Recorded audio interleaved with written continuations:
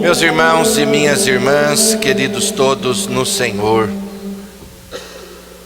nós ouvimos na palavra de Deus, na primeira leitura de hoje, o profeta Isaías lembrando para nós: digam, gritem se necessário, as pessoas, principalmente aquelas que estão entristecidas, angustiadas, deprimidas.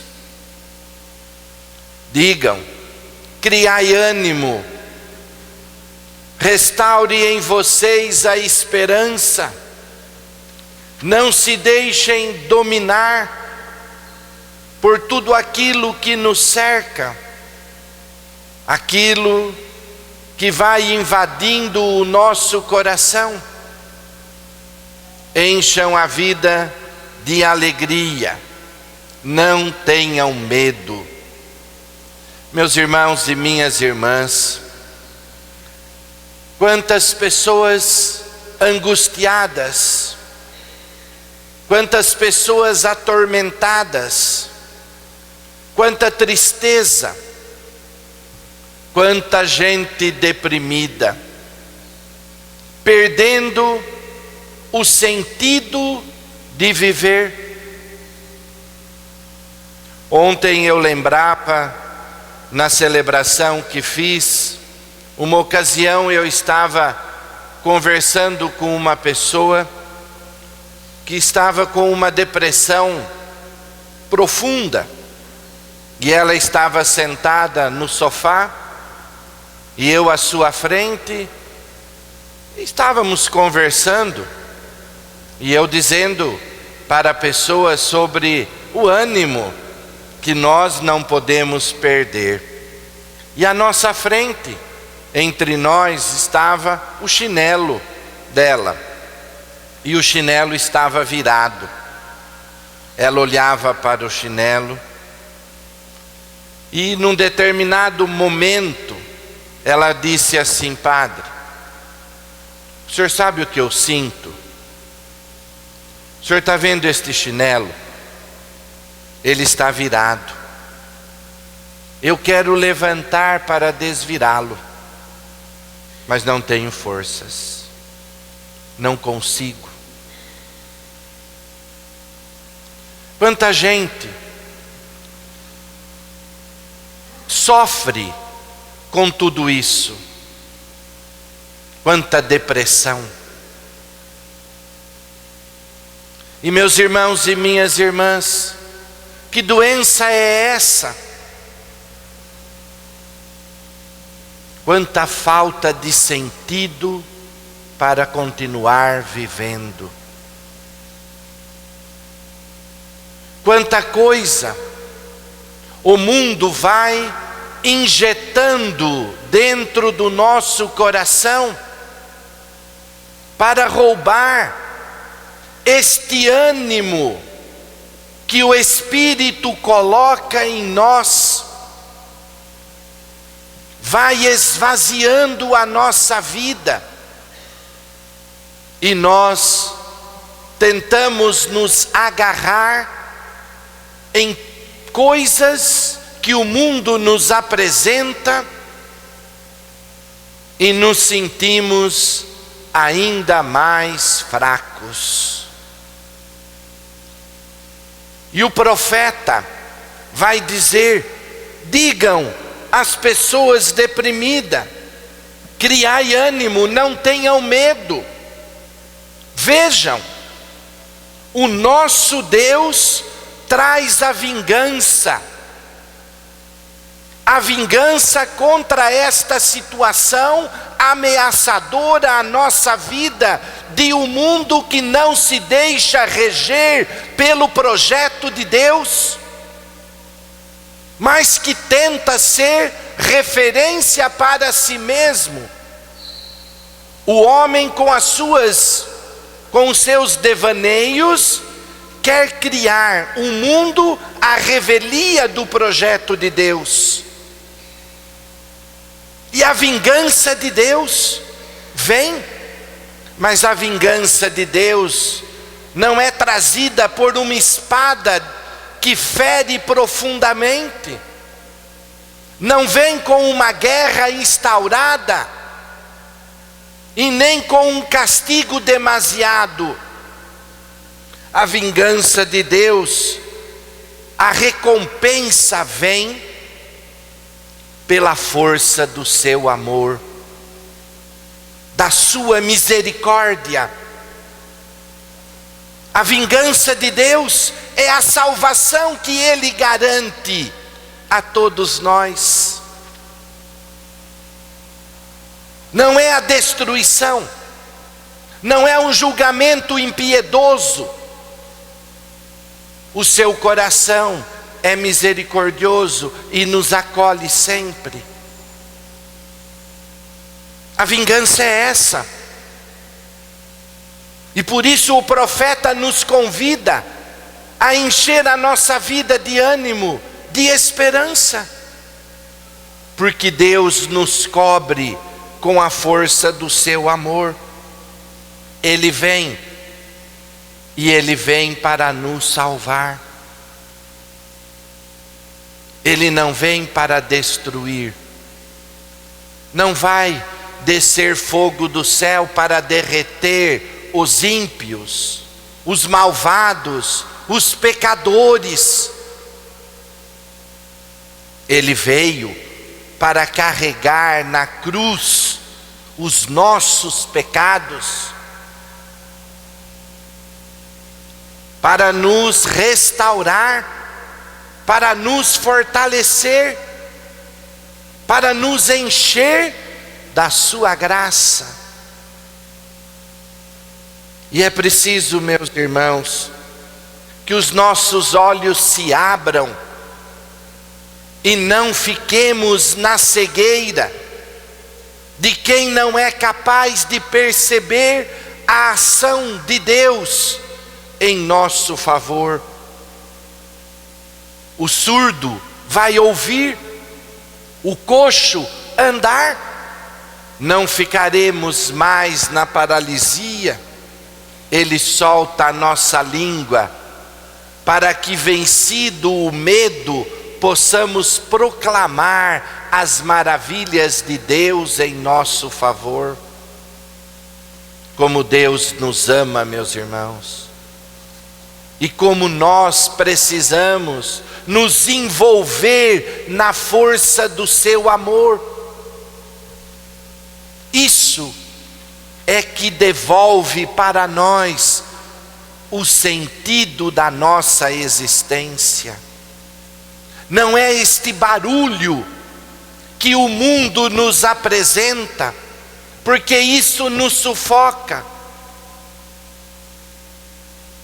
Quando nós olhamos para a beleza dos meios de comunicação, a mídia, como é bonito perceber o que nós, com a nossa inteligência e criatividade, conseguimos criar. Porém, como usamos pessimamente as coisas que criamos. Usamos para amedrontar, para destruir, para prejudicar. Se nós não temos um bom filtro para filtrar todas estas informações, como sofremos, como isso sufoca o nosso coração e nos amedronta tanto. E aí, meus irmãos e minhas irmãs, nós vamos ouvir o Evangelho. Jesus, numa região estrangeira, é apresentado para Jesus um homem surdo e mudo. Ele não conseguia ouvir bem, ele não conseguia entender a mensagem e por isso não falava. Falava com dificuldade, a sua comunicação era muito difícil, ninguém entendia. E Jesus vai curar este homem, vai devolver a ele a capacidade de ouvir, vai devolver a este homem a capacidade de falar. Jesus impõe as mãos, é a força de Deus agindo na vida do homem que se deixa orientar pelo caminho que ele apresenta, ou que segue o caminho que Jesus aponta. Interessante notar que Jesus tira este homem da multidão, traz para fora daquele movimento onde ninguém estava entendendo aquilo que estava sendo dito por aquele homem. E Jesus o traz para junto de si, e ali Jesus começa um caminho com aquela pessoa. E aquele homem vai sendo transformado. O seu ouvido vai se abrindo. Jesus vai ungir aquele homem com a força do Espírito. O gesto da unção, para nós, hoje se torna meio até incômodo. A saliva, mas na compreensão a saliva é curativa. Quantas vezes nós já não passamos a saliva num pequeno corte, num pequeno arranhão. Hoje sabemos também que carrega tanta bactéria e tal, mas na época não se tinha esta compreensão. Jesus unge para curar esta vida sem sentido, curar esta depressão, restaurar no homem a alegria de viver, dando as condições para que viva dignamente. E Jesus pede que não se comunique aquilo que foi realizado, porque esta experiência é a descoberta de cada um de nós.